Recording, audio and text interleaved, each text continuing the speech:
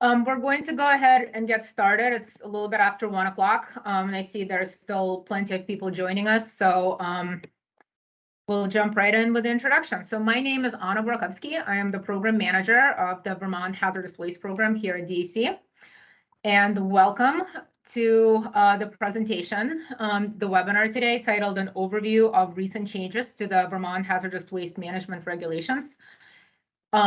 It's our first webinar that we're providing as a program, and we're really excited to have you here with us today.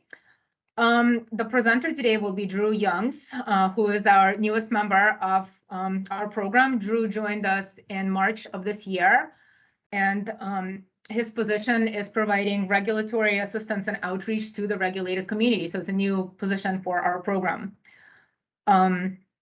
And Drew is also tasked with administering the toxic use and hazardous waste reduction program for the hazardous waste program. So without much ado, I'm going to pass the mic over to Drew and enjoy the presentation. Thank you so much for being with us. Awesome. Thanks so much, Anna, for the introduction, and thanks everyone for being here. As Anna said, Drew Youngs. I'm going to go ahead and jump right in because we have a lot to cover today.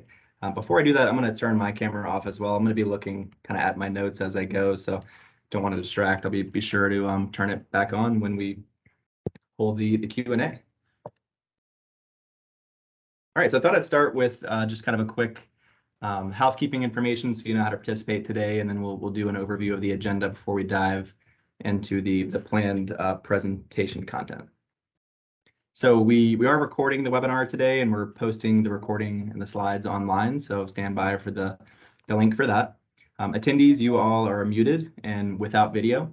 That said, we definitely encourage you to participate in today's presentation. So you'll do that by using the chat feature. You just click the chat button up top, you'll type your message in and then click send. No need to wait for Q&A to send in your questions. So kind of send them in as they come to mind, and if they're kind of a really easy question, we'll try and answer those in the chat. So keep an eye on the chat if you can. It's possible that someone has the same question and you can see the answer there. The questions that we hope that will create good discussion, we'll work to save those for the end for our Q&A. So again, use the chat for that. If you have any sort of troubleshooting questions, reach out to Mike Nucci. His email is in the bottom right there. Mike is on the webinar today, so he's certainly mainly focused on assisting with the webinar. But if you do have a troubleshooting question, you can always try him via email. He might be able to help you out. So one more thing on housekeeping, you do have some options for your audio if you want to switch between microphone and your computer speakers. You can toggle in and out of full screen. There's options to open up subtitles, things like that. Just click the more button up top. It's those three dots. And that'll give you some more options there. So a quick agenda overview. So really the purpose of today's webinar, we want to cover the regulations at a high level with a focus on new revisions to our regulations. Our target audience today is mainly going to be hazardous waste generators in Vermont. So we'll focus on the topics that we think are most relevant to you generators out there. We're going to kind of go in order of the regulations. So obviously we'll start with subchapter 1 and make our way through, again, highlighting the points we think are worth discussion for today. We'll wrap with pointing you to some of our program resources that are available online and other places, and then we'll leave you with our contact information before we, again, open up for Q&A. So no need to wait, throw your questions in, and we'll work to get a discussion going for Q&A for the last 10 or 15 minutes of today's presentation. So one more thing, kind of a disclaimer here before we get started. Please refer to the regulations for specific language, specific requirements. This presentation, it doesn't replace the regulations. It's not a comprehensive list of all the changes that have been made. Again, we're covering what we think are the most important things for you to be aware of as generators here in Vermont in regard to revisions to the regulations. We're not going to cover treatment, storage, disposal facilities today. Hazardous waste recycling, used oil management standards won't be a big focus. It's worth noting they're essentially unchanged in the revisions, and then the new hazardous waste pharmaceuticals rule, we're not going to cover much today, really at all, as well. So going right into the planned presentation. So we're going to talk a bit about our program and the regulations more broadly before we jump into a discussion on the changes. So our hazardous waste program, we are part of the Waste Management and Prevention Division here in the Department of Environmental Conservation. which is at the agency level within the Agency of Natural Resources. Our program is federally authorized to implement the Vermont Hazardous Waste Management regulations, and that's in lieu of federal regulations that are put forth by EPA. So the regulations, they are intended to protect public health and the environment by regulating the handling, use, reuse, and recycling of hazardous waste here in Vermont. Our rules and requirements are no less stringent than the federal rules. However, there are some state-specific requirements and state-specific Vermont-listed hazardous waste to be aware of here in Vermont. We do periodically revise the regulations, and that's to include new federal regulations or to fix errors, to make clarifications, things like that. You can see instances of all those things in the current regulations, which, speaking of, the current regulations went into effect on February 1st of this year, so earlier in the year. There have been substantial revisions to subchapters, most of them really, 1, 2, 3, 7, and 9 is what we'll talk about today. I think I have one little update on 4 as well, and then again, a new subchapter 10 for hazardous waste pharmaceuticals, which won't really be the focus of today's discussion. I don't have a slide for it, but just worth noting some of the key, what I would consider the key federal rules to be aware of that we've adopted would include the solvent contaminated wipes rule, e-manifest, imports and exports, the generator rule improvements, which is a big one, management of recalled airbags, the addition of aerosol cans to universal waste, and I just mentioned management standards for hazardous waste pharmaceuticals. I think there's a link at the end of the slides as well, but all the regulatory language, the regs are available online. You can read the full text. You can access subchapters, the appendices at that link here. And then worth noting, we do have annotated regulations. Those are available upon request in digital format. So if you're interested in seeing what changes were made, where within the regulations, please reach out to me. Again, contact information at the end, and we'll work to get you the annotated version of the regulations. So jumping kind of into the focus of today's discussion, we're going to talk through recently adopted revisions to the regulations. So we'll start real briefly touch on subchapter 1. Subchapter 1 outlines the kind of the purpose and scope of the regulations, lays out many of the definitions that are used throughout the regulations, some of the changes to be aware of. First, several definitions. The definitions for waste rather have either been added or they've been changed, and we'll talk about a couple of those. The requirements for notification have changed. So you may have been familiar with the state-specific form we use here in Vermont. That's been dropped. It's no longer accepted here in Vermont. We've adopted the federal an EPA form, which is EPA form 8712, sometimes referred to as the site identification, site ID form. So that's used now instead of the Vermont specific form. Again, if you have questions on how to access it, how to fill it out, please reach out. And then worth noting, if you previously looked to subchapter 7 for the requirements regarding import and export, be aware that those have been repealed here in Vermont. We've adopted the federal transboundary movement of hazardous waste for recovery and disposal. So I don't have a slide on that, but again, worth noting. So jumping right into subchapter 2. This subchapter identifies the wastes that are subject to regulation as hazardous wastes. It assigns them either federal EPA codes or Vermont hazardous waste codes, and it covers the procedures for determining whether a waste is a hazardous waste. So some really important revisions to be aware of in this subchapter. This first bullet point, I don't have a slide for it, but please know if you do send out your hazardous waste for testing for the characteristic of ignitability, revisions have been made to the approved test method for that process. These other 3 we are going to talk about. So the determination procedure for hazardous waste has been clarified. There are a couple of new conditional exemptions, and there have been a couple of changes to hazardous waste listings as well. So as far as what we've changed about the determination procedure in the regulations, so hopefully you're aware, generators have always been responsible for making an accurate waste determination. That's not a new requirement. But again, we've made revisions that we hope clarify how that process is conducted, and by defining what it means to, quote, use knowledge, and we'll talk about that. And we've also specified some record-keeping requirements that are needed to support determinations. I don't have a slide for it, but just, kind of RCRA Hazardous Waste 101 here. The determination process is as follows. So generators are required to make the determination at the point of generation. They would determine if the waste meets an exemption. So is it a conditional or recycling exemption? If it's not, then they would use knowledge of waste, and we'll talk about that, to determine whether it meets one, listing descriptions.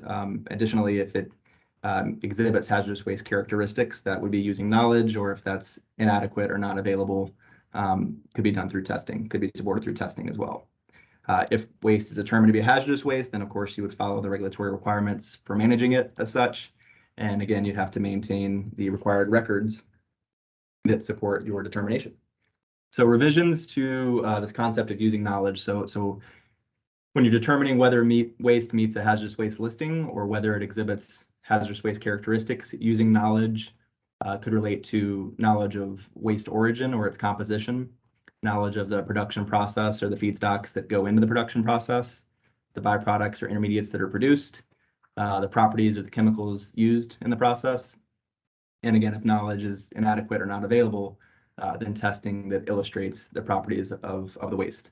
So again, we've worked to sort of clarify what it means to use knowledge. And then additionally, we've created requirements for record keeping that supports your waste determination. So those records should identify, and this is important, whether a waste is hazardous or non-hazardous. If you're ever subject to a compliance inspection, we want to see support for either of those. The records should support your determination, the knowledge that you used. If you did do testing or sampling, it would show the results or the records that support or show the testing and sampling you did. And then you're going to see this number of 3 years quite a bit today, but those records have to be maintained for at least 3 years after that hazardous waste is sent off to a treatment, storage, or disposal facility. So going right through, changes to conditional exemptions. So conditionally exempt waste, these are wastes that under the regulations are prescribed their own waste-specific management standards. If those conditions aren't met, then the waste is subject to regulation as a hazardous waste.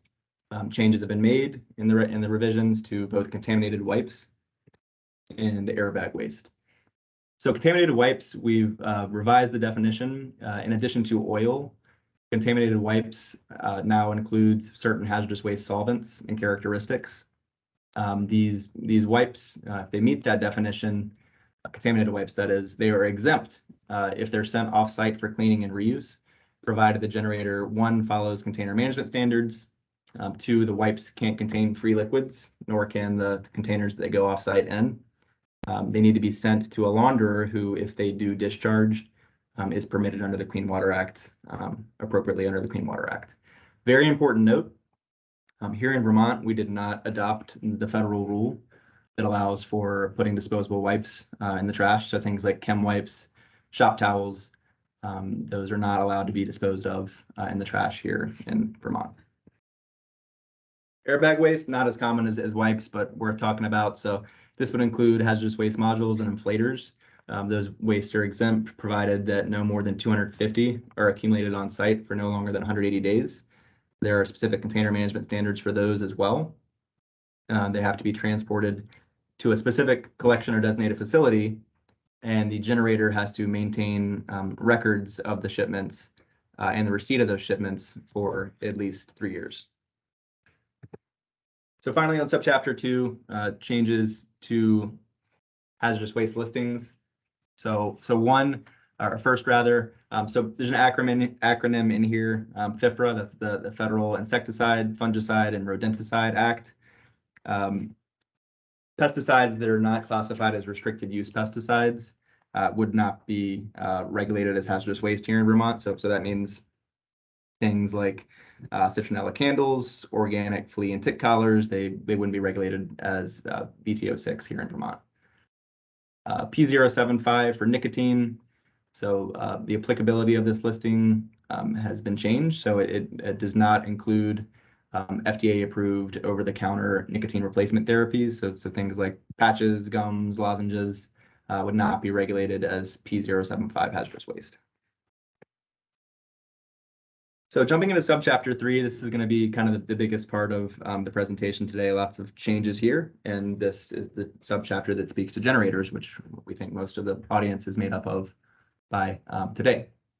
So this subchapter, I won't read out the bullet points because we'll go through each of these, but in the subchapter, generators are required, 1, to determine their generator category, and then 2, of course, they need to comply with the applicable requirements for their category. One of the themes I hope you'll take from this is that the more hazardous waste you generate, the more requirements you have to follow. So we'll start with requirements for renotification. So this very first acronym on here, VSQG, very small quantity generator, that term has replaced the acronym CEG, conditionally exempt generator, throughout the regulations. So now you're going to see VSQG instead of CEG. VSQGs are not required to re-notify, but of course they have to maintain accurate information. They do that through the notification process. I'll talk about the form, in just a second here. Small quantity generators, this is really important to note. This is a new requirement. So SQGs are required to re-notify our program every 4 years, starting in 2025, and that's due September 1st for the year that re-notification is required. Again, new requirement there for SQGs, so please be aware. Large quantity generators are required to re-notify our program every even-numbered year.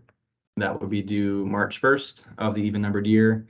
If it's submitted as a biennial report, that satisfies the requirement. And kind of a side note here, large quantity generators that generate only non-federal hazardous waste, so Vermont listed hazardous waste, they're not required to file a biennial report. So I mentioned earlier the new form, so EPA form 8712, that needs to be submitted to our program for re-notification, or generators can self-manage. They can re-notify, access the form using their RCRA Info Industry User account, which I'll talk about a little bit later today.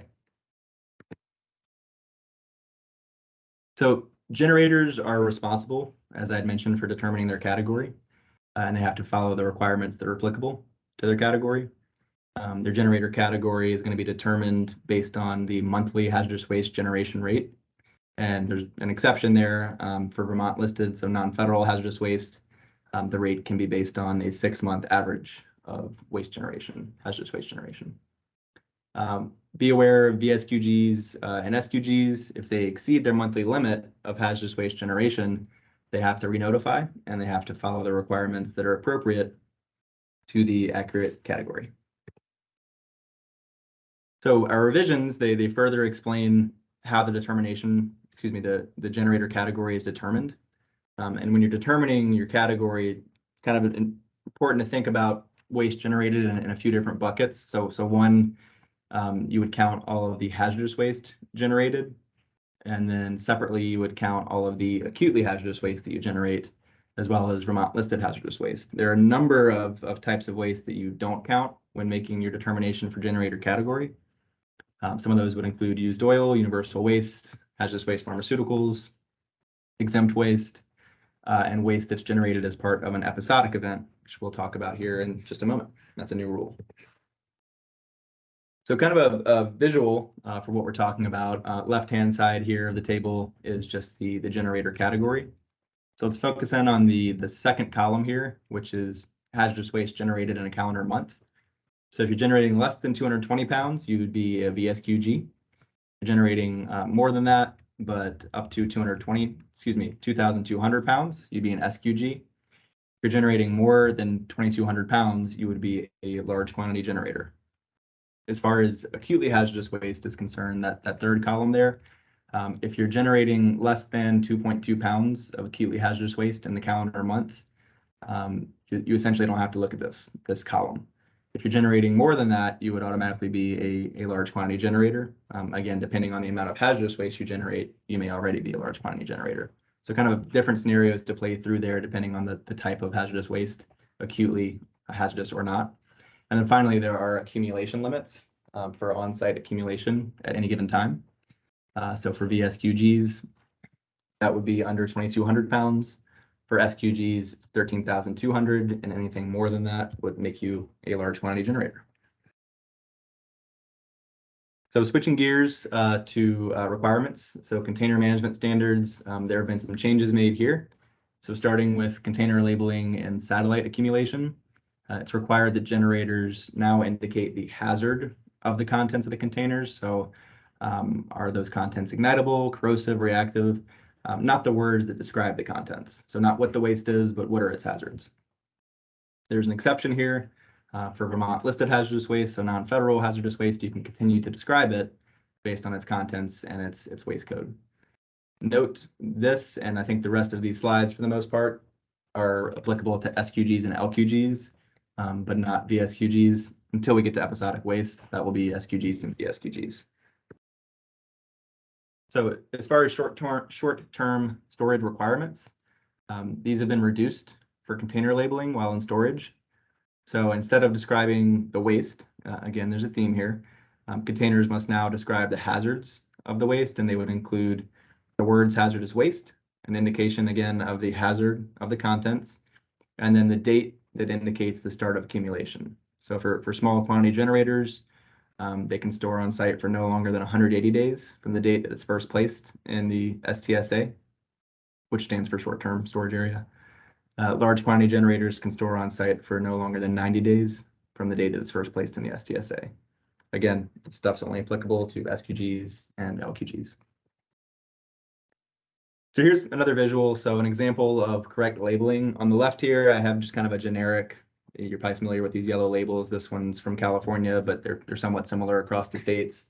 But what I want you to take from this is there are a ton of fields that one could fill out. On the right-hand side, I've redacted the information that would let you know who this is. This is a real label, but I've worked to just identify for you really the three main things to be aware of and to make sure that you're doing. So you can see on the left, it's very clear what the hazard is. It's flammable, it's ignitable.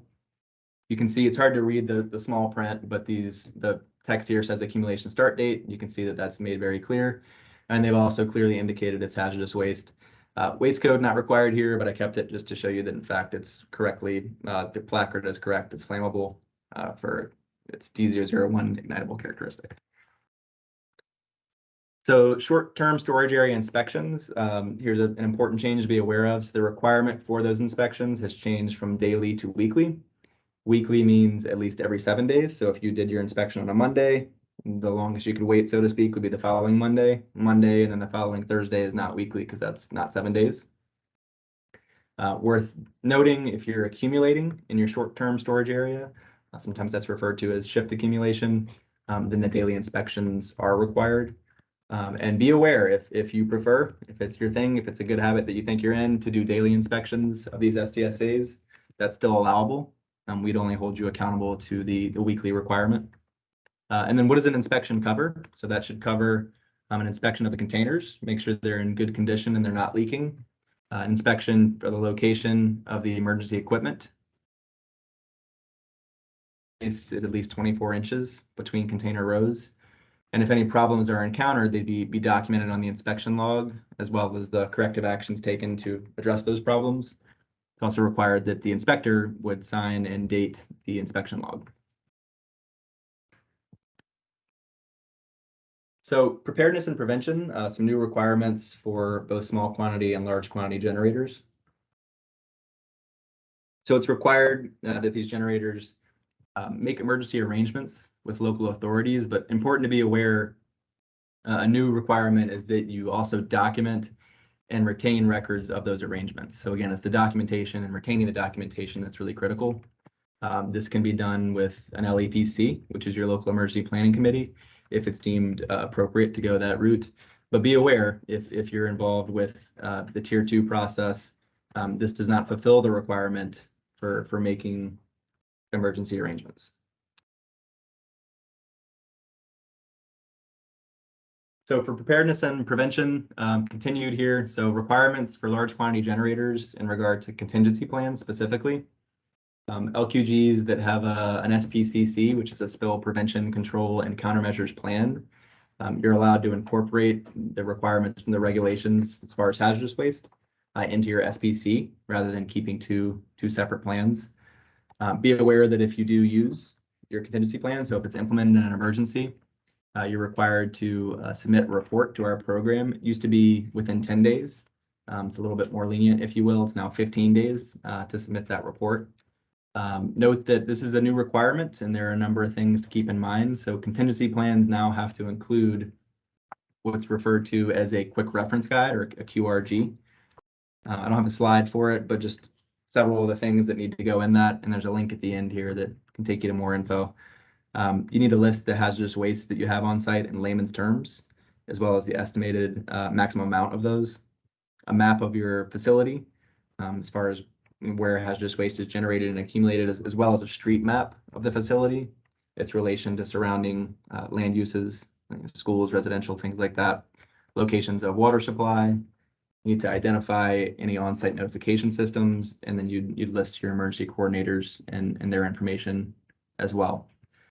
Important to note, SQGs do not have to maintain a contingency plan, but you do have to post emergency information next to your telephones or in areas that are involved in waste generation and storage. So this next one is a big change worth being aware of for large quantity generators. So personnel training. Personnel have to be trained relevant to their position. So they need to be taught how to perform their jobs in compliance with the regulations. That training has to be directed by someone that's trained in hazardous waste management. At a minimum, personnel should be taught how to effectively respond to emergencies. However, if they're also handling hazardous waste, they need to be educated and trained on that as well. So personnel will be required to complete this, are required to complete this within 6 months of hire, and they need to revisit that on an annual basis. Large quantity generators that maintain their training records, have to retain those training records for personnel, listing who took what training when, what it covered, things like that. Be aware of HAZWOPR, which is Hazardous Waste Operations and Emergency Response. That's specific type of training that's outlined in the Code of Federal Regulations. Personnel that take HAZWOPR don't have to receive a separate emergency response training. However, again, depending on what their position is, if they're also handling hazardous waste, the HAZWOPR training alone is not going to train them up to spec as far as the requirements and the regulations. So again, I hope the takeaway here is this is a new requirement, and the training really has to be as robust as necessary to meet the training needs of relevant to the position of that new person. So closure requirements, some changes here. Closure requirements are no longer applicable to small quantity generators. If you're an LQG that's closing either a short-term storage area or your facility, there are a few requirements. So you'd have to follow the specific closure standards that are in the regulations. You have to submit a pre-closure notification form on a schedule that's outlined again in the regulations. You have to submit a notification of closure completion within 90 days of completing your closure. And be aware it's sort of the agency's prerogative where we may ask for a closure plan to review and approve prior to commencing with the closure project.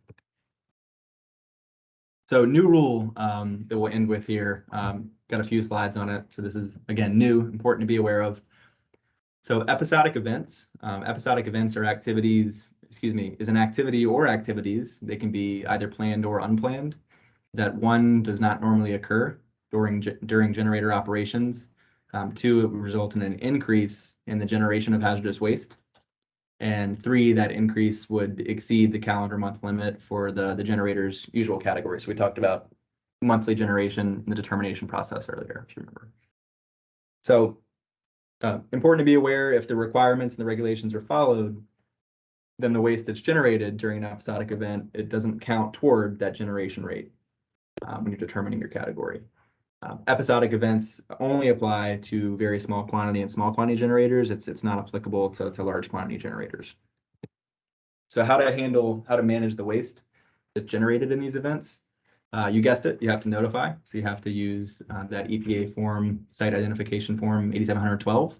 If the episodic event is planned, you have to submit that at least 30 days prior to starting, initiating the episodic event. If it's unplanned, you have to submit that within 72 hours of the unplanned event. There are there are requirements for storing containers. storing waste in containers. So they have to be in good condition, compatible with the wastes, have to be kept closed, pretty standard stuff there. But for episodic waste, it has to be labeled as such. You have to, again, note the hazards of the contents. So that's a familiar theme here, I hope. And then you have to put the date that the episodic event began. So really critical there on these containers. This waste from episodic events has to be shipped on a manifest off-site to a designated facility, or it can be treated on-site if done so according to the requirements and the regulations. And then I mentioned 3 years earlier. That's the record maintenance requirement here. 3 years from the end date of the episodic event. So what do those records have to include? They would include the beginning and end dates of the episodic event, a description of the event, how the hazardous waste was managed, the name of the facility that received the waste, the name of the transporters that transported it. If you're a generator that has petitioned for an additional episodic event within the calendar year, you need to receive an approved letter. You'd retain that letter from our program, allowing that with your records. Really important notes here at the end of the episodic events piece here. So episodic events, one, they can't last longer than 60 days. So really important to be aware of that. And then two, really critical, within 60 days from the start of the episodic event, the hazardous waste that's generated has to be sent off-site to a designated facility. So real quick, subchapter 4, I said we wouldn't talk about transport, but just wanted to make one important update here, one important note rather. So subchapter 4 is the one that establishes the requirements for transport of hazardous waste within or through Vermont. So any transporters that might be on today's call, please be aware that the annual report for transporters is no longer required. So again, annual report for hazardous waste transporters is no longer required per the revised regulations. So subchapter 7, this outlines the requirements for the use of manifests by handlers to track the movement of hazardous waste from its point of generation all the way through its point of ultimate disposition. It establishes the requirements for reporting as well. The main revision I want to talk about today, want you to be aware of, is the adoption of electronic manifest known as e-manifest. So SQGs and LQGs that transport hazardous waste, they have to prepare a manifest. So not required for VSQGs, but SQGs and LQGs do. When it's completed per the requirements, electronic manifests, one, they are the legal equivalent to paper manifests, and two, they satisfy the record-keeping requirements for manifests. All manifests, whether they are paper or electronic, they have to be submitted to EPA's e-manifest system. This enables tracking of shipments from, again, life cycle generator all the way to the TSDF, and it serves as a national database. So we're aware that a complete transition to electronic manifests is forthcoming. Our program, we strongly encourage generators to register for what's known as a RCRA info industry user account. It's the thing that I mentioned earlier for notification. This can be done pretty easily following the instructions on the website. I've got a screenshot on the next slide. It's obviously useful for keeping record of your e-manifest. Kind of a bonus here, if you will, this third sub-bullet. Generators are allowed to show their manifest records by doing what's called showing proficiency with RCRA info, instead of printing out and sharing paper copies if and when you're subject to a hazardous waste compliance inspection. So worth being aware of there as well. Really important note here, side note kind of on the bottom of your screen. So waste exports are not entered into e-manifest. So any generators out there that are exporting their hazardous waste, they have to send records of those exports directly to our agency, our program here, Hazardous Waste Program. Again, that data is not captured in e-manifest, so please be aware of that. So you can create your account. I hope the screenshot just shows it's pretty workable. A website looks pretty familiar. Any logins that you have done in the past. Link right here. Click that. Get started. Pretty straightforward. I think that link's at the end too. So RCRA, this is a question we get sometimes. How do I view a digital version of my paper manifest? So you can log into RCRA info, go to the e-manifest page to view your manifest. You kind of scroll all the way to the bottom if you're familiar with this digital format here. So there's like 20 fields. Get to the very bottom here, and it's kind of a small link. I don't know if you can read it on your screen here, but it says view uploaded paper manifest. If you click that, and right there on your screen, a preview will pop up. You can download the digital version of a paper manifest. So we get that question a lot. I hope that answers your question if you're wondering. So subchapter 9, universal waste management standards. So universal waste can be managed under streamlined provisions of subchapter 9 in lieu of the other requirements in the regulations. But be aware, the waste has to meet hazardous waste criteria before it can be managed as universal waste. So a couple of the revisions I'll quickly go over. We've added post-consumer paint and aerosol cans to the regulations that are in effect now. So post-consumer paint, this refers to architectural coatings, so interior, exterior paints, primers, wood coatings, things like that. This definition only applies to paint that's sold in containers of 5 gallons or less, and containers would no longer be used or wanted by the purchaser. So there are container management standards for post-consumer paint if you're managing as universal waste. Familiar stuff here, I hope, to most of you, but it has to remain closed. Containers do. They have to be structurally sound, have to be compatible with their contents, they can't be leaking. And then for post-consumer paint, they have to be stored within a structure that protects them from precipitation. Moving on to aerosol cans. So we're probably familiar, but there's a sort of a technical definition here in the regs. So aerosol cans are non-refillable receptacles that contain a gas under pressure. The sole purpose of that gas is to expel the contents of that receptacle, and they're fitted with a self-closing release device, sometimes referred to as an actuator, that allows the ejection of the contents of the receptacle. Really important to determine whether or not your aerosol cans are completely empty. If they are completely empty, they're not a hazardous waste. We would recommend that you recycle them as scrap metal, or you can dispose of them in the trash. If they are not empty, they can be managed as universal waste, or they can be punctured and drained per the regulations. Really important there. You can't sort of willy-nilly puncture and drain them. There's a process and there are requirements for doing that. So as far as management standards, if you're managing these as universal waste, they have to be accumulated in a container that, again, familiar here, structurally sound, compatible with the contents of the aerosol cans that can't be leaking. And in this case, lots of aerosol cans contain ignitable contents, so they have to be protected from sources of heat. If they are showing evidence of leakage, they should be packaged in a separate closed container, or they can be overpacked. Or again, back to puncturing and draining, they can be immediately punctured and drained in accordance with the requirements. I have a little more on that. So if you're electing to puncture and drain aerosol cans, you have to develop and follow a written procedure per the regulations. You have to be using an approved device for the process. Drain cans, after the draining, they have to be recycled, and the contents cannot be managed as universal waste. So really important to be aware of that. The drain contents can't be managed as universal waste. You'd have to go through the determination process, and if those contents are determined to be hazardous, they have to be managed as hazardous waste. They don't meet the definition of universal waste. Be aware, our program, we're currently revising, updating guidance on this. So once that's available, we'll make sure to communicate that out, and you can use that if it is applicable to you. So we'll wrap here with some resources to be aware of. You can always reach out for information as well. This first link here, it's kind of a regulatory page. So you click on that, you can see a summary of the regulations, the complete text. It's kind of the screenshot I showed earlier. So get on there and check out the regs if you're interested. Again, if you want the annotated version, please contact me and we can get you the digital version of the annotated regulations that show those changes. The second link here will take you to our compliance assistance resources page. There are a number of fact sheets on there on various hazardous waste management topics.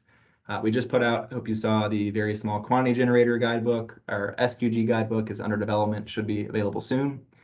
And then again, our regulations were revised, just came into effect earlier this year. So we expect updates and more information for you really for the foreseeable future on this page.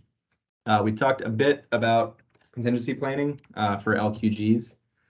There's a link here that takes you to a page that has a little more information on that as well. Would recommend, if this is something you're interested in, today's conversation, join our distribution list. We have a newsletter we can send out. Again, lots of resources. We send those out broadly, widely rather, if they're broadly relevant.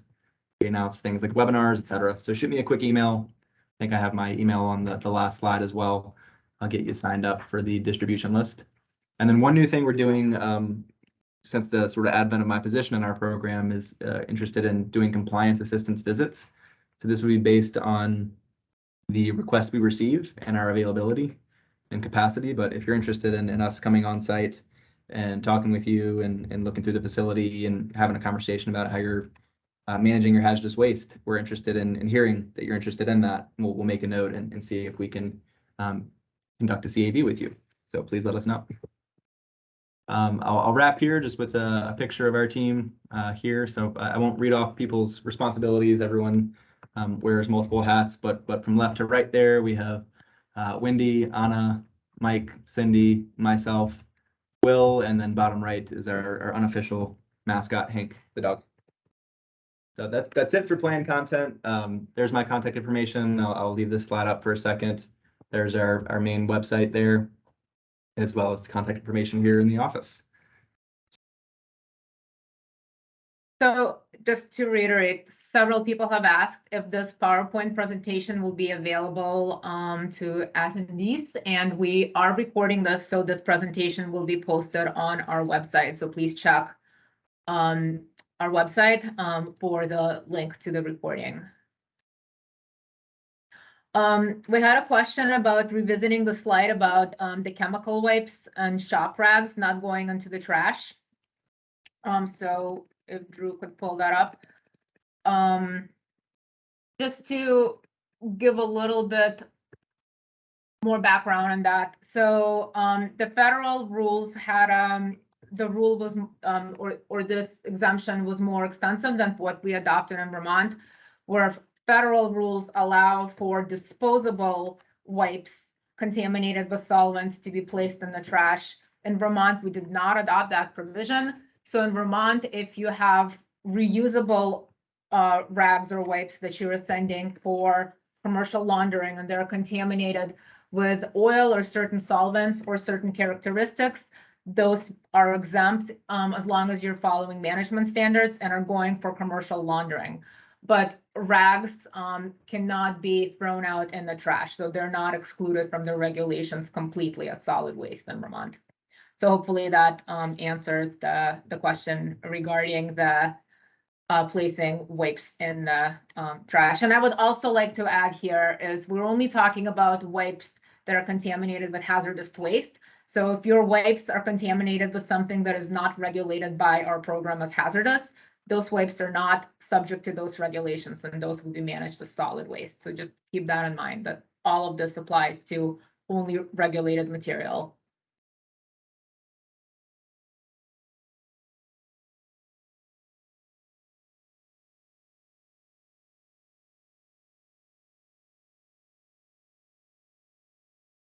There was a question asking if, do you require a monthly log of what goes into storage area to determine what generator status you are, or do you average over a period of time until shipment?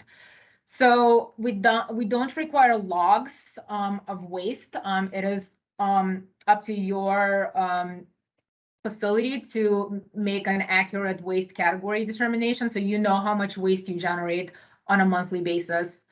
So that's how you will be determining your waste category.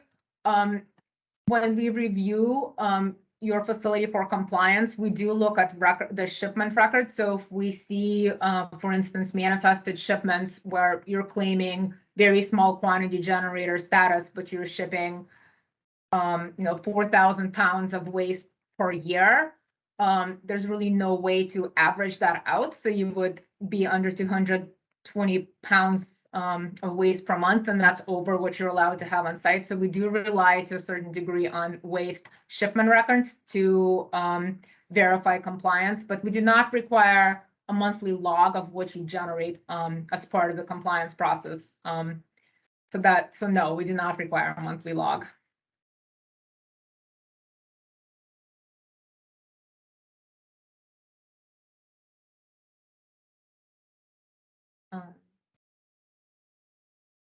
We had a question, this actually covers pharmaceutical waste, which we didn't really touch upon. Do pharmaceutical waste containers located in satellite locations require both hazardous pharmaceutical and label characteristics? They do not. Actually, subchapter 3 regulations do not apply to hazardous waste pharmaceuticals, which are managed under the subchapter 10 requirements. So hazardous waste pharmaceuticals for facilities that opted into the pharmaceutical rule are managed only under subchapter 10 requirements. So the satellite requirements of subchapter 2 do not apply.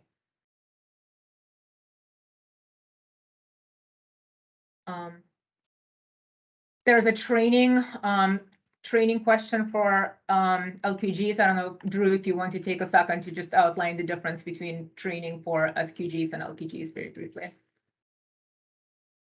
Yeah, I can certainly reiterate the LQG requirement.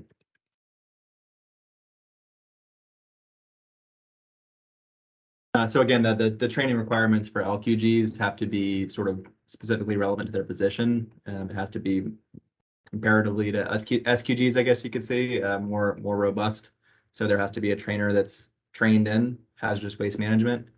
It would train facility personnel how to respond to emergencies at a minimum, but if they're handling hazardous waste, it has to train them on hazardous waste management as well. And then there are, of course, sort of requirements for how quickly, so to speak, that has to be done, as well as how often, once per year, it has to be revisited. And then records have to be retained for the training as well. I think there was a question toward the end of the chat about HAZWOPR. It depends. I mean, HAZWOPR can be used as a training method specifically to train personnel on emergency response.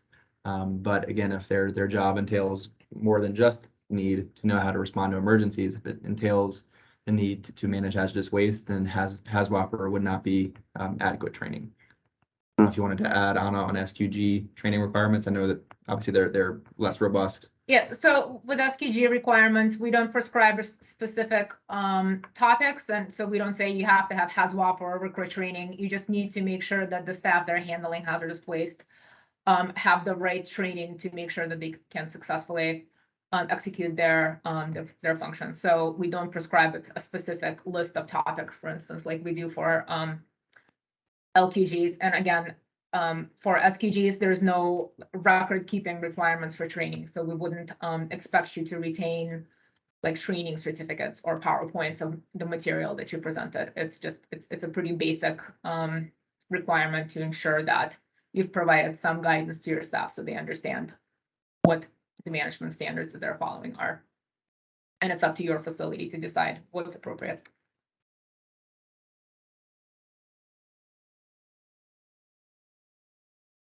There was a question about information on oil filters, and we did put a link. Information on oil filters can be found in subchapter 2 and 72030. Yeah, just kind of a reminder there, if you want a quicker way to navigate the regulations, that last slide, when you see it up on our website, we'll take you to the regulations page. Click the subchapter 2 link, and that way you don't have to sort through the 300 some pages. Subchapter 2 is like 25 pages there. We had a question on reverse distribution for hazardous waste pharmaceuticals coming from one of our hospitals, and I would just request that because this is such a narrow topic that does not apply to most generators, we will reply to your question separately in a private message to you. So that this goes to Chris Rayford. We will answer the question, but not on this presentation. Yeah, and I would say that idea just kind of applies broadly, right? So this is not a speak now or forever situation. We want to start a dialogue here. If you have questions that follow today, certainly reach out.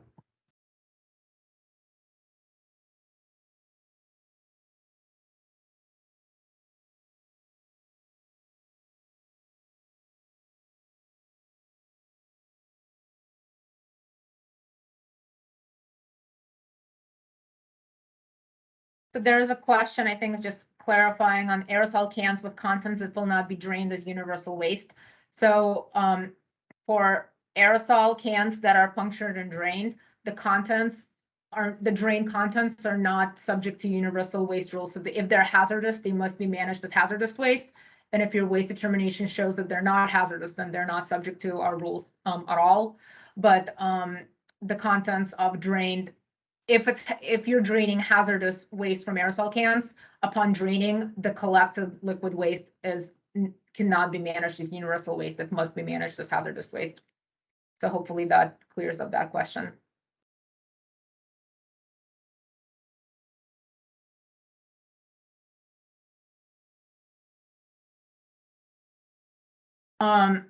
So for the outline of chemicals and wipes that would require following regs, I would suggest looking at our listings, which are in our regulations. You can find them in subchapter 2.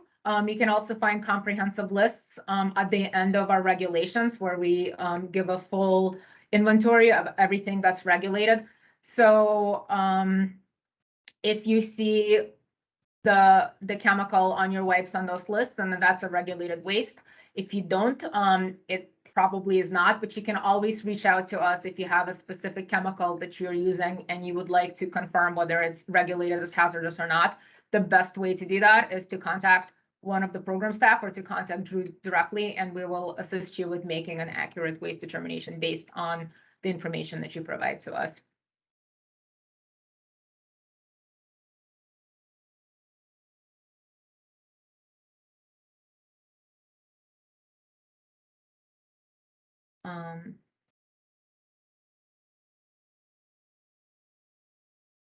So we're working to comb through and address most of these, but if anyone's still waiting to send something, please feel free.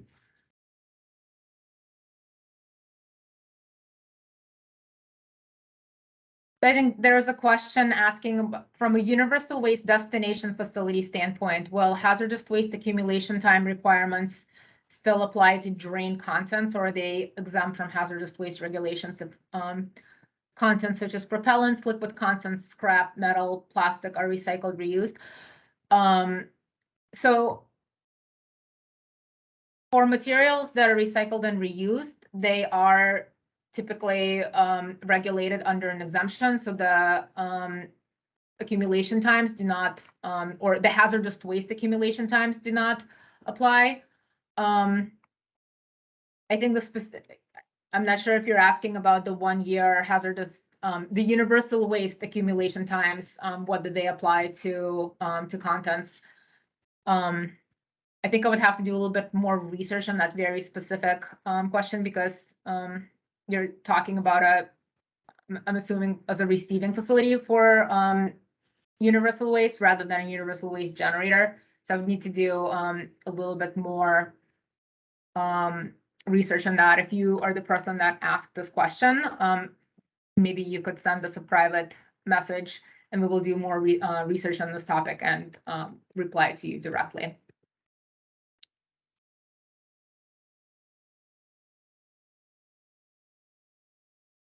So a couple of questions on manifests and very small quantity generators.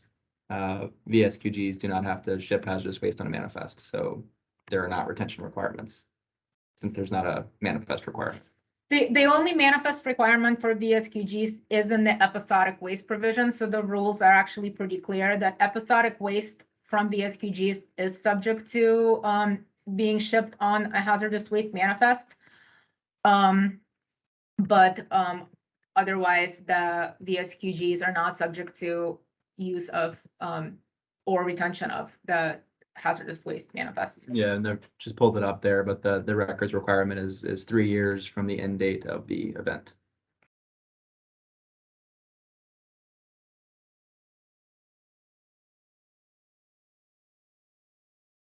So there is a question asking, what is the training requirement for a small quantity generator to sign manifests? In our regulations, we don't have a specific prescribed training requirement for small quantity generators. So it's up to your facility to determine what you feel is appropriate in order to ensure that the manifests are filled out accurately. But we do not require, for instance, like DOT training in order for SQG. Or actually, we don't require DOT training at all, because that's not in our authority to require training by other organizations. But for SQGs, we do not prescribe a specific training method for you. It's up to each facility to determine what is appropriate for their staff. in order to successfully and accurately complete their responsibilities.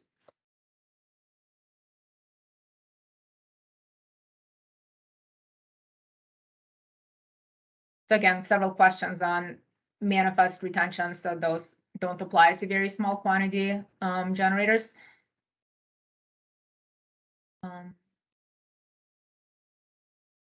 So it's used motor oil subject to 180-day storage rule. If it's being managed as used oil is not subject to any storage timelines.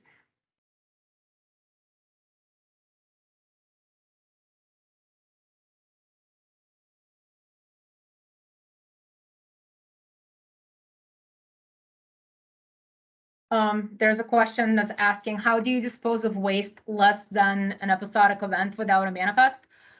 I'm not sure I entirely understand the question, but so if you're a very small quantity generator, I guess I'm going to make up a scenario for this one, and you generate waste and it's not an episodic event, you would dispose it. You can, as a VSQG, you have options. You can either self-transport it to a collection event, either at your town or at your district, if they allow businesses to, very small quantity generators, their businesses to bring the waste, or you can contract with a waste disposal facility to come to your facility and pick up your waste to send it off. Some companies will require you to use a manifest, regardless of your generator status, and some end facilities do allow very small quantity generators to send hazardous waste in a bill of lading, since a manifest is not required by our regulations. But that is really a business decision. Some facilities require all of business hazardous waste to be sent on a manifest, regardless of their generator category, and that's a choice that businesses can make.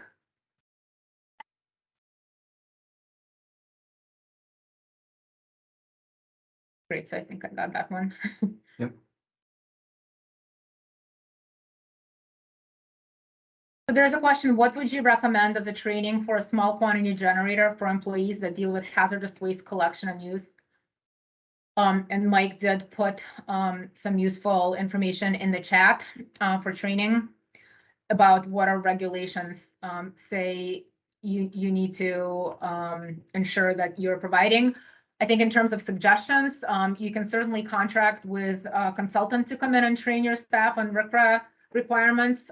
You can use any of the guidance that you can find on our website that Drew had pointed out. So you can do, for instance, you can print out the small quantity generator guidebook and have a staff meeting where you go through all of the requirements that you would be subject to. So you can self-train using the guidance that we provide. You can certainly look for online resources. I know that there are a lot of training opportunities you can sign up for and do like a online training. So it's really, it's up to you what you think is appropriate based on the kind of operation you have. But as long as you can provide your staff an opportunity to become thoroughly familiar with the proper handling of waste and the emergency procedures that may be relevant to their responsibilities, and as well as all your staff know how to exit the building in case of an emergency, you would meet the training requirements. So I think we are a little bit past our allotted time of 2 o'clock. So unless anyone else has any last minute questions to type into chat, we will wrap up. We're always happy to answer questions that you may have. Please reach out to Drew or myself or any of the program staff. Our contacts, I think, were provided. And we'll be happy to help you at any time. And thank you very much for joining us today. I hope you found this helpful, and we look forward to seeing you soon. Great. Thanks so much, everyone. Take care.